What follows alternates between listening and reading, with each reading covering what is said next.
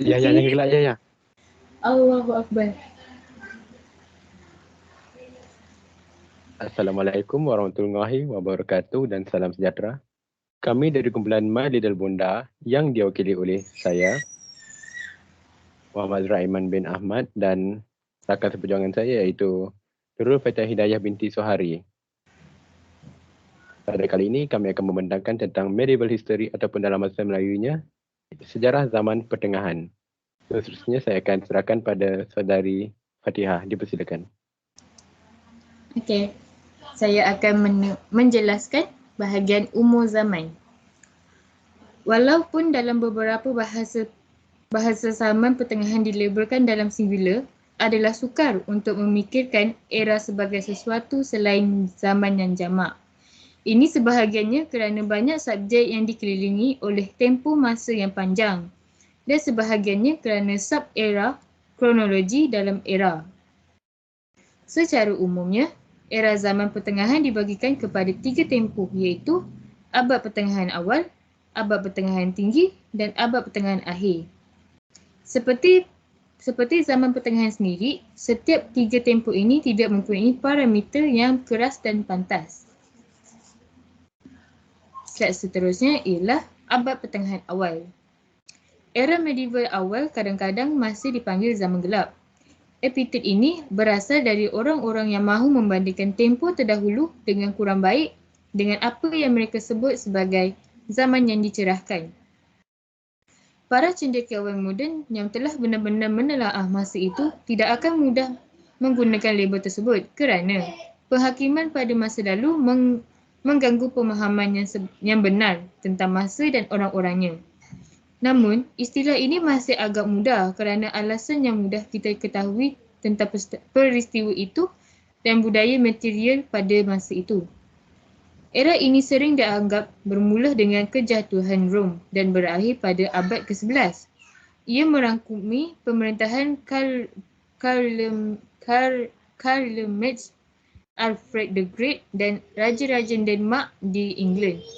Ia menyaksikan aktiviti Viking yang kerap, kontroversi ikonoklastik dan perkembangan kelahiran dan perkembangan Islam di Afrika Utara dan Sepanyol. Sesetengah ulama melihat zaman purba yang berbeza dan terpisah dari dunia kuno dan abad pertengahan yang lain melihatnya sebagai jambatan antara kedua-dua faktor yang penting dari kedua-dua era bertindih. Slide seterusnya saya serahkan kepada saudara Aiman. Saudara Aiman. Okey, terima kasih saudari Fatihah. Seterusnya saya akan menerangkan tentang abad pertengahan tinggi. Era zaman pertengahan tinggi adalah tempoh masa yang nampaknya menonjolkan zaman pertengahan yang terbaik. Selalunya bermula pada abad ke-11. Sesetengah sarjana menamatkannya pada tahun 1300 dan yang lain pula melanjutkannya selama 150 tahun lagi. Walaupun ia hanya terhad kepada 300 tahun, zaman pertengahan tinggi menyaksikan peristiwa penting seperti penaklukan Normandy, Britain dan Sisili, Perang Salib yang sebelumnya, kontroversi penyelarasan dan penandatanganan Magna Carta. Menjelang akhir kurun ke-11, hampir setiap sudut Eropah telah menjadi Kristian dan Papasi yang lama ditubuhkan sebagai kuasa politik terus berjuang dengan beberapa kerajaan sekular dan persekutuan dengan orang lain. Masa ini seringkali kita fikirkan apabila seseorang menyebut budaya zaman pertengahan. Ia kadang-kadang disebut sebagai berbunga masyarakat zaman pertengahan berkat kebangkitan intelektual pada abad ke-12. Ahli falsafah terkenal seperti Pierre Abelard dan Thomas Aquinas dan penubuhan universiti-universiti seperti Paris, Oxford dan Bologna. Terdapat letupan bangunan istana batu dan pembinaan beberapa katedral paling megah di Eropah. Dari segi budaya material dan struktur politik, zaman pertengahan tinggi melihat abad pertengahan di puncaknya. Apa yang kita sebut feudalisme pada hari ini, kukuh di Britain dan sebahagian Eropah. Perdagangan barang-barang mewah serta makanan pokok berkembang, bandar-bandar diberi hak istimewa dan bahkan ditubuhkan oleh tuan-tuan feudal dengan penuh kesungguhan. Dan penduduk yang makan dengan baik telah mula berkembang. Menjelang akhir abad ke-13, Eropah berada pada ketinggian ekonomi dan budaya yang terletak di ambang kemunduran. Seterusnya ialah abad pertengahan akhir. Akhir zaman pertengahan dapat dicirikan sebagai suatu transformasi dari zaman pertengahan hingga ke zaman moden. Ia sering dianggap bermula pada tahun 1300, walaupun beberapa ulama melihat pada pertengahan hingga akhir abad ke-15 sebagai permulaan akhir. Sekali lagi, akhir hujungnya boleh dibahaskan antara 1500 hingga 1650. Acara-acara berbahaya dan menggerunkan pada abad ke-14 termasuk tahun Kematian Hitam, Papar Avignon, Renaissance Itali dan pemberontakan petani. Abad ke-15 melihat join pegangan kejatuhan Konstantinopel ke Turki, lembu yang dipandu dari Spanyol dan orang-orang Yahudi diusir. Columbus ke dunia baru. Abad ke-16 dilancarkan oleh reformasi dan diberkati oleh kelahiran Shakespeare. Abad ke-17 dimasukkan dalam era zaman pertengahan menyaksikan kebakaran besar London, ruam pemburu sihir dan perang 30 tahun.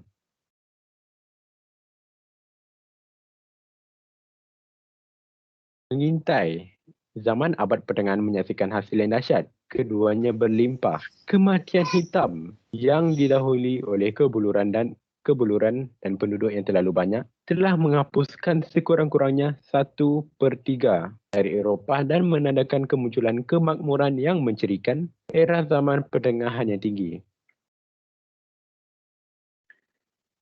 Semakin banyak bandar-bandar dan kota-kota sedang merancangkan kawalan mereka sendiri dari tangan paderi atau bangsawan yang sebelum ini memerintah, dan pengurangan penduduk mencetuskan perubahan ekonomi dan politik yang tidak akan terbalik. Masyarakat zaman pertengahan yang tinggi telah dicirikan oleh perbadanan, bangsawan, paderi, petani, serikat. Semuanya merupakan entitas kumpulan yang melihat kebajikan anggota mereka, tetapi meletakkan kebajikan masyarakat dan masyarakat mereka sendiri terlebih dahulu. Sekarang, seperti yang ditunjukkan dalam Renaissance Itali, nilai baru bagi nilai individu semakin meningkat.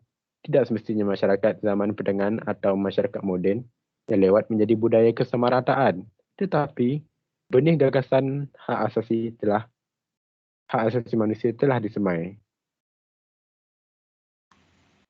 Sekian daripada saya. Sebelum itu, saya akan mendendangkan pantun yang diadaptasi kepada bahasa Inggeris. Mountain Dyke, 3 columns. Pandan Island, far away in the middle. Broken body dirt. Also be remembered that good courtesy. Sekian. Wabillahi taufiq wal hidayah. Assalamualaikum warahmatullahi wabarakatuh.